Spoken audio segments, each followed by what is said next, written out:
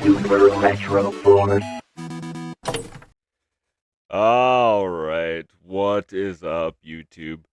Oh man, this one might be a controversy. A few weeks ago I asked my community what they thought the difference between a reseller and a scumbag reseller was. I told them to comment below, list what they think the difference is, and heck, you might be featured on a video. Well, we're waiting. So we got about 15 or so comments. We're gonna look them over, see what people think, and then we're gonna start talking about it. So, um, basically, for you guys that don't know, reseller is just somebody that buys stuff on purpose for cheap to resell it for profit. And yeah, that's really about it is. But what we're gonna talk about, other people think is the difference, what makes them a scumbag about it. So, it could be something as simple as making up a sappy story to get the price cheaper, saying something bad's happened in your life recently and you need you need something to kind of make you feel better, or just we'll see here. Let's go ahead and pull this up. And so these guys, I made this. Here's the original comment up here. I thought about doing a video discussing the difference between a reseller and a scumbag reseller. In the comments below, list what you think is a difference, and it could be featured on the video. So I thought it'd just be a good idea to go through these and talk about them, and then either voice my opinion on them or see where everybody's at in it. Once again, this is just everybody's opinion, and if you don't like their opinion, well, I'm sorry, that's the way it goes. But so we got the first one here is Taylor. He says a scumbag reseller is someone who lies to a person they're buying from, saying things like, "It's for my collection," when they know they're going to sell it, or act like they don't know anything about the game so they can get better deals and rip the person off. So, quick, I don't want to make this a very extremely long video because I could talk about this one a whole video by itself. I've seen many people, even YouTubers in the past, buying stuff specifically for their collection, and then once they amass a decent amount of stuff, they just sell a ton of it, make a bunch of money, put that money aside, and basically invest in the same process. Now, I've seen people too do this multiple times in the area, specifically on Facebook. I actually see locals that talk about having a collection of games and wanting to buy some, and then you see them for a few weeks later listing items that you've recently saw sold in the area, and it's the exact same items essentially. So I can see that. I think one thing is, if you start lying too much, if you're lying a ton to try to get the better deal, then I could see that as being a scumbag way of doing it. Okay, so Winston said a good idea for one. He was just talking about the video. Thandro here says, I would argue a good reseller is someone who sells the games at fair market price, knows and confirms the items authentic. These people would be like mom and pop stores and certain sellers. A scumbag reseller is someone who overcharges despite knowing the fair value, or advertises repros and fakes as authentic. I freaking love this comment. Yeah, so I've seen this a lot of times on Mercari, and I've called people out for it and gotten blocked. Same with eBay and everything, where they're like, N64 GoldenEye, a real game or whatever, but it looks way too clean, and even the label is specifically almost printed exactly like the movie, instead of having the, it's very like awkward. And I've seen, Pixel Game Squad and stuff like that being at flea markets and everything, where they're listing these games as authentic, and you can tell right off the bat that they're fake. And in the market it is nowadays, I know some people don't know exactly, I mean, it's hard to tell sometimes, especially like my local mom and pop store will not take Pokemon games unless she has the time to authenticate it. And a lot of times, if she said it straight up, if she sells you a Pokemon game, she will not accept returns on it within a specific amount of time, because she has been burned in the past with people buying, like, I think it was Pokemon Black or something, and then coming back a week or so later just asking for their money back, and then they sold her a repro back and kept the original. And so now she actually checked it. So obviously I think a scumbag would be selling a fake or a repro, knowing that it's a fake or repro, and to turn around and try and then saying it's real. Charlie here says one is a scumbag, the other isn't. Seriously though, price gouging, lying about the condition of a product, attitude will make any reseller a scumbag in my eyes. Yes, so I understand if you got the game, let's say it's a $50 game, you got it for $5, you're selling it for $50 to make money. Okay, that's fine.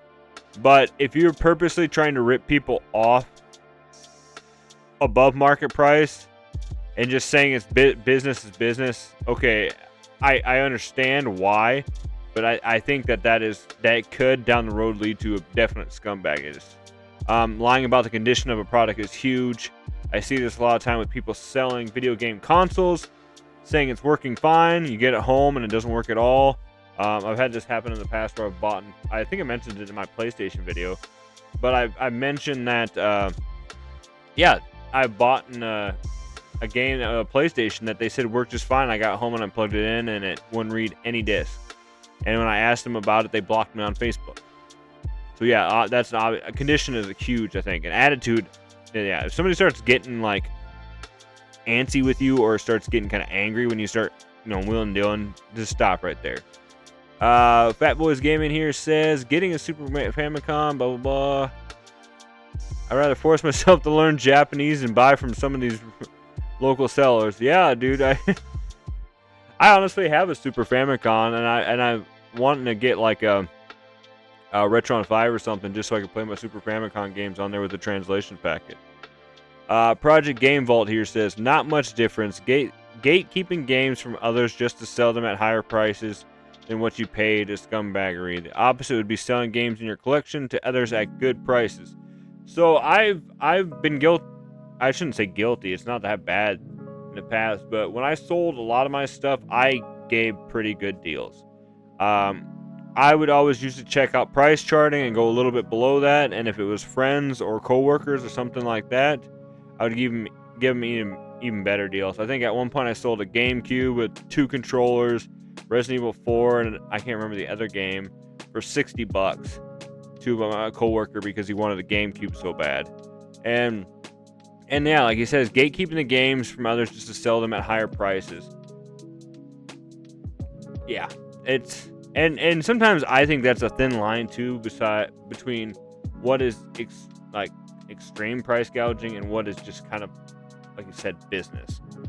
Going down here to Nick, I think some people might see a scumbag seller as someone who buys up what they can and resells at the highest price. So and that's the general consensus or whatever on it. It's at one point though, what does become scumbaggery and what does is it just a normal guy just trying to be a seller? But I do think that there is a way that at some point it does become really negative. Nick also commented on this. I thought I had this morning. What if some of the people we see as scumbag resellers really aren't? The only reason they sell things they want the way they do is because that's how they learn from watching YouTubers or other social medias. So they never learn the proper way to resell. See, Nick later on made this comment a couple days later, and it really struck me because honestly, that's not that bad of concept to think about. These guys are watching people on YouTube learning how to do this, and so even with a parent or a teacher or anything, if they were taught a certain way, that's the way you know it. So if somebody wants to get into the reselling business, they see Joe Schmo buying video games. He finds 3 games in one case, and he's like, "Oh man, I can get a 3-for-1 deal here. I'll just leave those 3 discs in this case, not say anything, pay the $2 or whatever for it at the garage sale, and walk away with $60 in profit." And he sees people doing stuff like that, they're gonna think it's okay to do stuff like that. And when I say that, that's actually happened. I saw people do that on YouTube before, where they go up to a garage sale, they're looking at all the games, they open up the cases, they find that one of the cases has 3 games stuck in it, so then they kind of were like, they closed it back up quick, and they asked the seller, how much for the video games, and I can't remember the exact amount, but they said each game's just so and so amount. So then that person just kind of kept the game closed, said I want this one, paid them, and walked off. Me, that's moving into the scumbaggery area. You purposely rip off an unknowing person, and people will argue that, well, they don't know, they didn't know any better, that you ripped them off and blah blah blah. So it's a victimless crime, but it's still like, I believe in karma, and I honestly think if you do stuff like that down the road, you will run into an issue. Karma will come for you, man. Then we have Waves and Games here, Peter. He says a true scumbag sells repros and damaged games at factory sealed prices. Even if you buy a game at $2 and sell it for $450, that's just business.